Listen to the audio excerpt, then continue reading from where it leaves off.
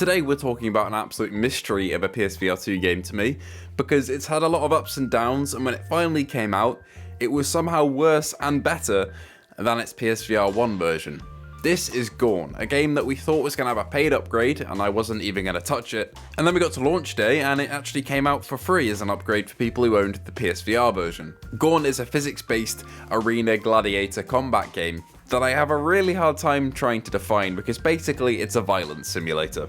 And as a violence simulator, I can say that it succeeds. It succeeds at making you feel good about punching and stabbing and slashing and bonging people in the head, as horrible as that sounds. The game consists of a couple of floors you can choose from. Each floor has 3 bosses, which means 9 bosses in total. You have waves of normal enemies with different weapons and armor in each boss level before you have a free-for-all and then the boss itself.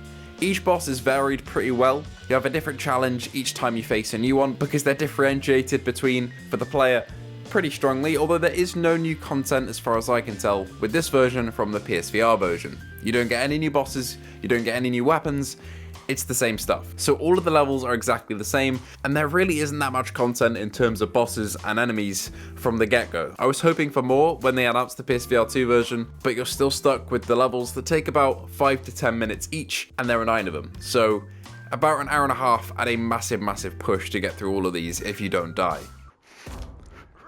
Oh god, okay, disarm.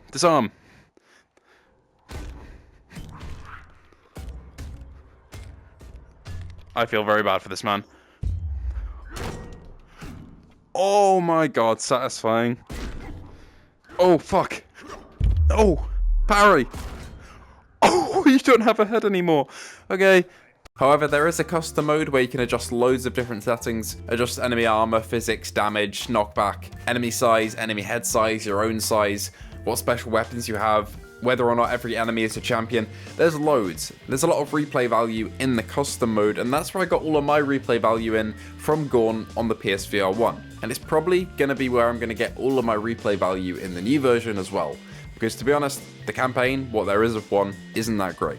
Now that I've explained all that, let's jump over back to the first thing that probably hits you when you load up the game, and that is that it is exceptionally quiet. This could have been fixed by a future patch in the time that you're watching this, but oh my god, is this game's audio balance horrendous. And I mean absolutely horrendous. Sounds like tapping menu buttons will be really loud. Oh, okay, that's really loud. Oh my god, ow. And then when you're in a big arena, there's a little dude that hits a gong to start the round, and that is the quietest sound you'll ever hear. See, that is the quietest thing I've ever heard. Then some noises aren't. I don't... Okay, promising. Ah, fuck. The reverb and echo on voices in the bigger arenas is completely scuffed as well. The hit sounds are very quiet compared to the other menu sounds, and compared to every single other PSVR game, I had to adjust my audio all the way up on my headset to even hear this properly. There's no in-game audio option either, so you're kind of stuck with turning it up and down as you switch between games. However, there are new movement options, I can tell you that much. You can now use your sticks to move, which is good. It does disable the cool special ability you can equip, which allows you to basically fly around the map, which is very fun. So I'd recommend using the traditional pull and grab system if you want to test out that. What that pull and grab system is you extend your arm, hold out X or square on the other hand, and pull yourself forwards to move, or push yourself backwards to move backwards. This is incredibly tiring, but can make Gorn a very good workout. I was sweating within minutes, but I opted for stick movement because I'm lazy for most of this playtime.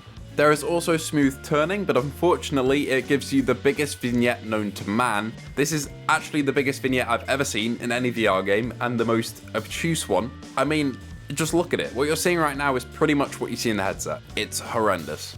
Oh my god, can I not turn off a vignette though? You are joking. I might have to snap turn, because that, I don't know what that looks like on the headset. I mean on the monitor. Wait, let me have a look. Okay, yeah, that does put into perspective how horrendous that is. That is awful. So against my code of VR, I actually opted for snap turning, which I hate, but oh well, I had to make a compromise because the smooth turning was just that horrific with the vignette going on. The actual act of hitting and punching people is pretty solid though. Especially with fists, the haptic feedback really makes you feel like you're hitting people. Combined with the ragdoll physics, it's a very satisfying experience. It's far better than the hand-to-hand combat in Swordsman VR. I mean, that's called Swordsman VR, it's not a punching game. But Gorn is a good stress reliever if you want to jump in and just punch some dudes for about 30 minutes before you pass out. This is the one I really want to, like, grab and then release as, like, a projectile. Okay, it didn't work. I did disarm him, though. There we go. Whee! Oh, he's dead. Okay. Oh, fuck, I need my sword back. The game does offer you a wide variety of weapons that you unlock through each of the stages. I've only got certain stages recorded because the game did crash on me twice and I lost a lot of footage, so apologies for that. That's another thing to keep your eye out for if you jump into Gorn. It does crash when there are a lot of ragdolls on screen sometimes. I feel like there are so many more bodies on screen here as well. In the original, all of these would have despawned. But they're all still here and everything is covered in blood. Okay. Body. Oh, I blocked it. Okay, come on then. Graphically, it looks pretty decent. I'm used to having PS2 visuals on this game on the original PSVR, so this is a massive step up for me. But don't expect another Horizon Call of the Mountain with this indie game. Completely unrealistic expectations. If you are, you know what you're getting into by looking at the screen right here. It's pretty similar to what you're seeing right now. It's not going to blow you away, but it looks very, very presentable. And the graphics are obviously not the main draw. Who's first? Which one wants to smoke? You, apparently. Oh, okay, that came clean off. I'll take that. Alright, come on then. Try it. Oh my god, how many arrows do you have in him? Okay, we're good. Oh! Oh! That's horrible.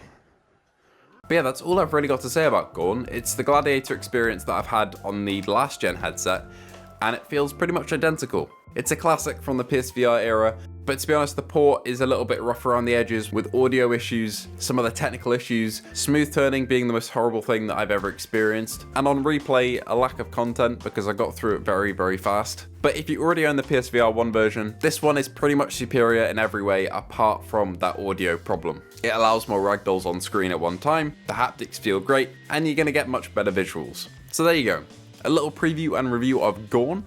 Have you tried it? If you have, let me know if you liked it or not, if you ran into the same issues I did. Has it crashed on you? Are you really enjoying it? Let me know if you are. If you are, that's great. I just wish I was as well. It's good, light-hearted, but brutal fun, but it's not going to be winning any awards, and that's fair enough. I just wish there were a little less technical issues going on under the hood. Anyway, thank you all for watching. If you did enjoy, feel free to like and subscribe, and I'll see you in the next one.